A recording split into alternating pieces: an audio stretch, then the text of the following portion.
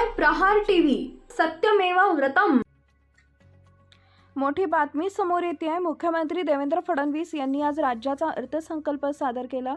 यावेळी त्यांनी शेतकरी कर्जमाफी संदर्भात मोठी घोषणा केली आहे। राज्यातल्या शेतकऱ्यांच्या कर्जमाफीसाठी समिती स्थापन केली आहे। 30 सप्टेंबर 2025 पर्यंत पीक कर्ज थकीत असलेल्या शेतकऱ्यांना 2 लाख रुपयांपर्यंत कर्जमाफी देणारी पुण्यश्लोक अहिल्याबाई होळकर शेतकरी कर्जमाफी योजना जाहीर करण्यात आली आहे।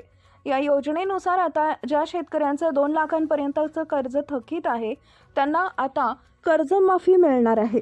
एवढंच नाही तर जे शेतकरी कर्ज घेऊन नियमित परतफेड करतात अशा पात्र शेतकऱ्यांना 50,000 रुपयांपर्यंत प्रोत्साहन लाभ देण्यात येईल, अशी घोषणाही या अर्थसंकल्पात सादर करण्यात आली आहे।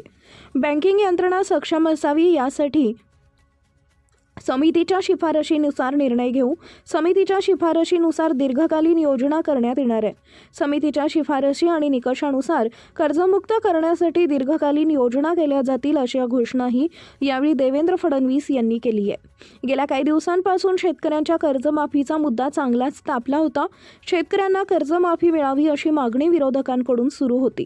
शेतकऱ्यांना कर्जमाफी मिळावी यासाठी नागपुरात प्रहारचे अध्यक्ष बच्चू कडू यांच्या नेतृत्वात शेतकऱ्यांनी मोठं आंदोलन देखील केलं होतं। यावेळी सरकारकडून शेतकऱ्यांना कर्जमाफी देऊ असा शब्द देण्यात आला। अखेर आता याबाबत सरकारनं मोठा निर्णय घेतलाय।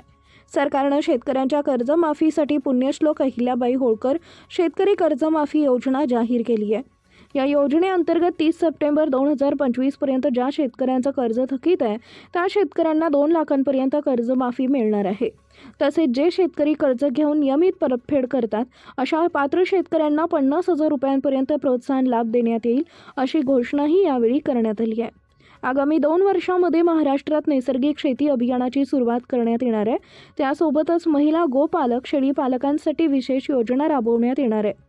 यामुळे शेतकऱ्यांना काही प्रमाणात दिलासा मिळण्याची शक्यता आहे।